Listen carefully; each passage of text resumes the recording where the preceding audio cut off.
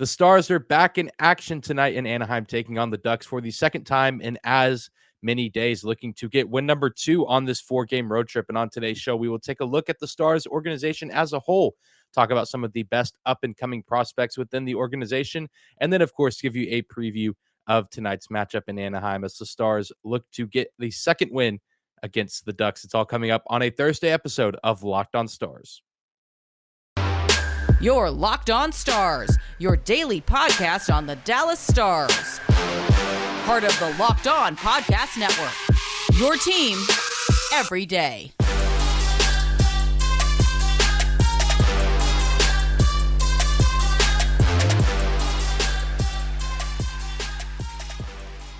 Howdy, Stars fans. Welcome back to the Locked On Stars podcast, the only daily podcast covering the Dallas Stars, part of the Locked On Podcast Network, your team every day. I'm your host, Dane Lewis, your local expert on all things Dallas Stars hockey, credentialed member of the Dallas Stars media, coming to you on this Thursday, March 31st. We do have Stars hockey to be watching tonight. Another late 9 o'clock start here in Central Standard Time against the Anaheim Ducks. We will talk about that game in just a bit.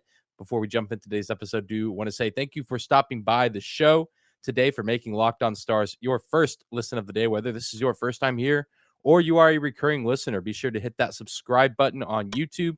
Getting very, very close to 200 subs. Thank you guys for the continued support. You can also follow and subscribe on your favorite podcasting platform and leave a rating or review if you like what you hear. But without any further hesitation, let's get into today's episode. And yesterday I alluded to, the fact and the point that, that the Stars are obviously looking to make the postseason this year and make a lot of noise in the postseason this year. But that even if, things don't necessarily go according to plan, whether they miss out on the playoffs or whether they lose in the first round or, lose in the playoffs at some point in general, that, it's not all doom and gloom, that, this might be the last hurrah for some guys on the roster like Radulov or even Klingberg and even maybe Tyler Seguin, Jamie Benn. I know they're still under contract for a little bit, but I mean, they're just going to continue to get older. That's just the sad reality, that there's still a lot to look forward to with the Stars organization because of a lot of the prospects. And we talked about Jacob Peterson. We've seen the emergence of guys like Thomas Harley, who won't be on this list, but I kind of wanted to just talk about my 5 favorite prospects within the Stars organization right now. There's a lot of talk about the draft and about prospects just with this time of year. A lot of guys on some of the teams that aren't making the postseason getting call-ups just to get NHL experience. You see it a lot of times in baseball as well. Teams that are not playoff hopeful or already eliminated from the playoffs, just trying to get some of their minor league guys some official NHL experience so that way they can get out on the ice next year or, in the next couple of years. And thankfully, the Stars haven't really had to rely on too many prospects this year as opposed to last season when it felt like half the roster was made of guys that probably should have been at the AHL level just due to injuries and roster shortcomings. And, there's been a little bit of that this season, but only 2 of the guys I'm talking about have actually seen real NHL minutes this season. And then the other 3 still playing in Canada with their junior club leagues. And so, we've talked about these guys at length on the show, but, just want to kind of dive in and remind you guys that in the midst of all this, we do have some great things coming. Again, Thomas Harley will not be mentioned on this list, although he has been really good this season, all things considered. And I know he got some time, earlier before this season in the NHL, but just, so we're clear, because he's played enough NHL minutes and kind of a guy that's almost become a staple on the roster that, he doesn't really fit into this spot. But number 5 on the list for me is Riley Tufty. And I know he hasn't done too much in his 10 NHL appearances. He did score that 1 goal against the Minnesota Wild in his hometown. Still a really cool moment, just, especially considering, how his debut went and how what would have been his first game in Minnesota went, getting a nice little comeback story there. And he, again, hasn't done a whole lot statistically, but I really like what he brings to the table with his size, his speed, his physicality. I mean, he's 6'6", over 200 pounds very, very easily. Shown to not be afraid of other teams' defensemen or their big bodies. He's not afraid to go lay a hit or even to get hit or, some action along the boards. Incredibly good use of his body. And also for being that big, he can also move with a lot of effectiveness. And, that's takes a lot of the credit for how he scored his goal against the Minnesota Wild. And I think this has just been a difficult stretch for him, as I'm sure it has been for sports prospects all over the world, just getting acclimated in a season like this with the injuries at the NHL level, COVID, AHL injuries, you name it, just getting moved around so much. I mean, he's 23 years old, one of the older prospects on this list, but still, I think he could turn out to be a very productive middle six guy for the Stars. I don't really ever see him developing into a top line guy or, one of the stars of the team, but maybe filling a role similar to like a Radek Faksa, even though Faksa was drafted a lot higher and was supposed to maybe be a little bit of a higher ceiling than what I think Riley Tufty has. But still, I can see him being a consistent contributor on this team that we could see on a checking line.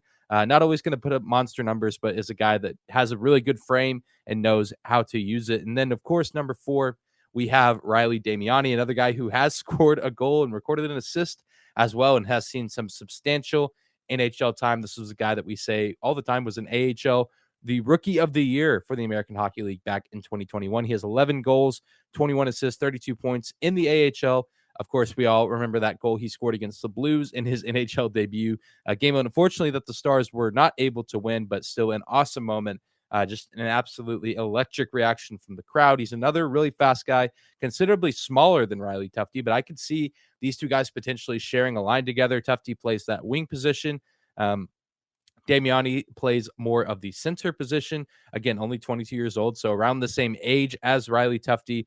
Really speedy, a really hard worker. You go back and watch that goal he scored against St. Louis, and I remember talking about it then and even watching it, today in preparation for recording, just how hard he worked to get into that position, how hard he and the Stars worked to keep the puck in the zone. Just really, really impressive stuff. I think he has a bright future ahead of him. Also, just a weird season of call up, sent back down, called up, sent back down. That just can't be easy to do for any athlete, and especially just at the NHL. Just having to move around so much has to be difficult. I think once both those guys, Tufty and Damiani, get some, substantial time in the NHL, once they're officially on the roster, they're not really ever going to get moved back down. I think we will finally start to see a little bit more production from both of them, as we've seen whenever they've had a little bit more grounded time at the AHL level. And then coming in at number 3, Logan Stankoven, a second-round pick in the 2021 draft. This is a guy we've talked about a ton on this show, and we always retweet Logan Stankoven content on social media at Locked On Stars, the Twitter account. 38 goals, 49 assists, 87 points total, and 52 games played for the Kamloops Blazers of the WHL. That is the most points on his team. He is 4th in total points in the WHL, 5th in shorthanded goals with 3, 4th in game-winning goals with 8. I mean, this guy is an offensive machine. He has an incredibly high motor. He never really ever takes his foot off the brake. He's always in attack mode, has a great, fantastic shot. His form is just beautiful. One of the better shots to watch from any prospect in hockey right now. I mean, this guy's just an absolute incredible offensive threat, which that's kind of the theme with a lot of the guys on this list really is their offensive ability, or at least offensive capabilities. And in Stankoven's case, it's certainly his scoring and his playmaking ability to get himself in scoring position, just the way that he moves when he skates, but also just with this shot. I mean, he shoots better than some guys at the NHL level. It's just absolutely insane. Number 2, I was torn between, this guy and the number 1 guy, but at number 2, I decided to go with Maverick Bork. He was a draft pick in 2020. He has 13 goals, 30 assists, and 43 points total and 21 games played for his team in the QMJHL.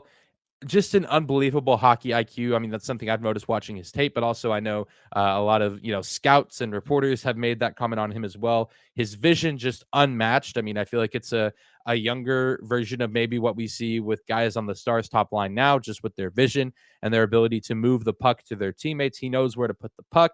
He knows where to put himself. He does a really good job of moving without the puck. You hear that terminology across sports and basketball, moving without the ball, or even football, just, putting yourself in the right position to make the right play, even if you're not the one doing the scoring or being the star of the show. Maverick Bork just does a fantastic job whenever he's on the ice, does not take a shift off.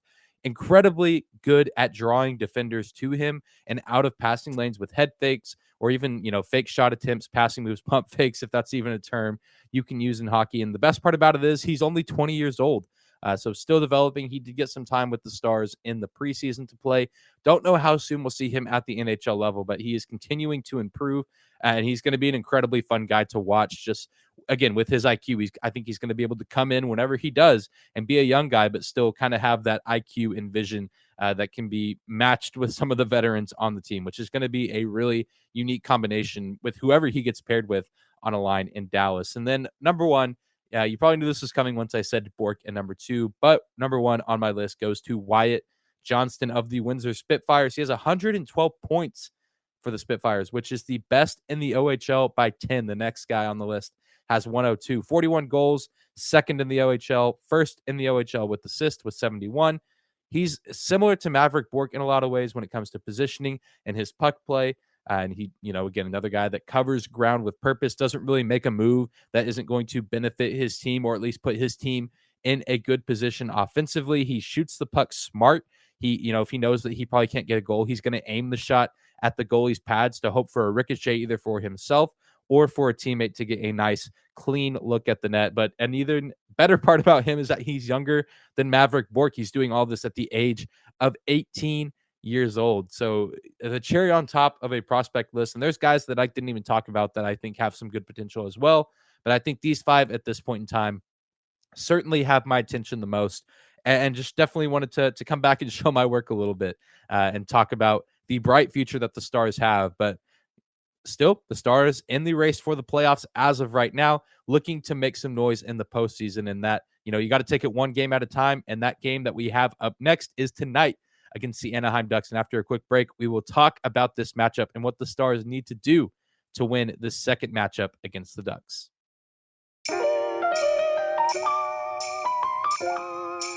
Today's episode is brought to you by BetOnline. After months of playing, college basketball has determined the top teams for the Final Four and will determine this year's national champion this coming week. BetOnline.net is your number one source for all your betting needs and sports info.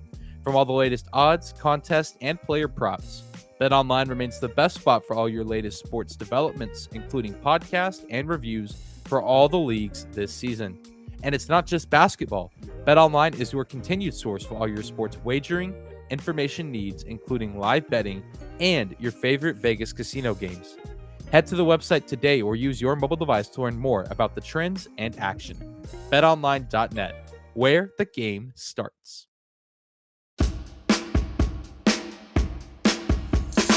Jumping back into this Thursday episode of Locked On Stars, your host, Dane Lewis here at Dane_Lewis on Twitter. And you can also find our show on Twitter at Locked On Stars. Thank you again for making Locked On Stars your first listen of the day. And the Stars are back in action tonight, playing in Anaheim for the second time in as many days, looking to get the second win on this 4-game West Coast road trip. Looking to rinse and repeat from Tuesday night, at least with the result. Maybe not the methods in which they got the result, but if it does have to happen with another comeback, I guess we can take it, despite it maybe not being very good for our long-term health for those of us watching the Stars play in all of these comeback effort games. And, you look at this road trip and every team that the Stars match up with, San Jose, Seattle, and even Anaheim tonight, these are not playoff teams. Seattle's certainly out of the race, days away, if not already by the time you're hearing this, from being mathematically eliminated from the playoffs. And like we said yesterday, San Jose and Anaheim have both realistically fallen out of the race, even if it's not mathematically there. There's just too many other good teams ahead of them. So, a win tonight finally gets them to the halfway point of the road trip. That's 4 points in the bag. And it seems like it should be another, somewhat easy 4 points against the other oppositions. I mean, of course, playing on the road is always difficult, and it is the NHL. So you're going to be playing good talent every single night. But it all really starts here if the Stars want to finish out the road trip well. I mean, I feel like on paper you say, okay, they've been in Anaheim since Sunday. They should be kind of acclimated to being there. But my fear is that maybe they've grown too comfortable being in one place for too long that isn't home. I mean, California, Southern California, especially this time of year, can really be a nice place when the weather's in your favor. Not too hot, but still kind of that warm air, but also still kind of some of that nice crisp breeze. So, I don't actually envision that being an issue for the Stars with the veterans on this team, and just, they're used to the hustle and bustle and the weird travel schedules. But at the same time, knowing the Stars team, I feel like that is something that they could fall victim to. So need to get this win tonight against the Ducks for playoff positioning, but also just moving forward to then close out this road trip on a high note. And when you look at Dallas all time against the Ducks, they are 30, 25, and 6 with 69 points whenever they play in Anaheim. That's not the all-time record, but whenever they play in Southern California, the Stars do have the advantage by record. And I was kind of looking at players' stats against the Ducks, at least on the road all time, and no one really stands out. You look at Joe Pavelski, who only has 7 goals, 10 assists, 17 points in total in 33 games played on the road against the Ducks. I mean, not terrible, but I mean, this is a guy that shared a division with them for several years of his career. And, Sagan, Ben, Klingberg, Radulov, a lot of veterans don't necessarily have all-time great numbers in Southern California. So, I feel like the theme has typically been maybe some of the secondary scorers are the guys that step up, which we somewhat saw last game with Jacob Peterson and Radek Faksa getting goals. So if that's what it takes for the Stars to get to win, so be it. And I think that's going to be a good confidence boost for some of those players like Faksa. Jacob Peterson, I feel like doesn't really have a confidence issue with how he's played, but if he wants to catch fire right as the playoffs are approaching, that is fine by me. And also Jason Robertson, a guy who got an assist in this first matchup. He is playing at home in Southern California. He's a SoCal kid. He obviously had his homecoming, if you will, back in December when they played the Kings, but now he played the game on Tuesday, and a lot of his family was there, and I imagine that will be the same in this game as well. I mean, they only get to see him so many times being in that region of the country, so I'm excited for him, and I'm sure he's going to be fired up to continue to build off his performance from Tuesday. And Rope Hintz is absolutely on fire right now, as we talk about pretty much every show. I've just mentioned everyone on the top line, and I think that they are due for a big game. And I heard it said on the broadcast on Tuesday that the Ducks D-men could not hang with the Stars top line. And by the end of the game, I think they were just absolutely worn out, whether it was Kevin Shattenkirk, Jamie Drysdale, Cam Fowler, you name it. These D-men, just by the end of the game, especially in the third period, could not hang with the Stars top line. They were absolutely gassed and just could not keep up. And I think that that's something that I hope the Stars coaching staff took note of and that they will look to exploit in this matchup, even early on, but especially at the end of the game. I mean, obviously, Rope Hintz is the one that scored that game-tying goal, and I think a lot of it due to the fact that the defense was just a step behind wherever he was. And so you got to take advantage of that, and especially in terms of outplaying the best players on the Ducks lineup. You look at their top line of Troy Terry, Derek Grant, and Trevor Zegras. I mean, they had a pretty big game themselves, all of them but Zegras recording a goal. But Zegras, I believe, assisted on both Terry and Grant's goals. So certainly need to look to shut them down. Obviously, having Miro Heiskanen back in the lineup will help contribute to that. And he should be a little bit better than he was the last game, as he is now continuing to condition and get back to 100% healthy in game shape. And I imagine we'll see John Gibson in the net for the Ducks again. He did play well, just had a little bit of collapse at the end of the game. But I think that that's just going to be the Ducks' go-to guy from here on out for the rest of the season. And hopefully, if he does play, the Stars are able to crack his armor a little bit earlier on and with a little bit more consistency. Well, we're going to take another quick break, but when we come back, I'll give you my predictions and final thoughts going into this matchup.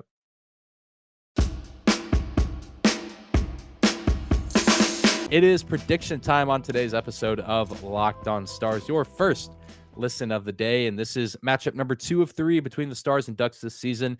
After this one, the Stars and Ducks won't meet again until the very last game of the season, at least for the Dallas Stars. I'm not sure if Anaheim has another game on their schedule, but at home in Dallas, they won't play again until that moment. That will be in mid to late April.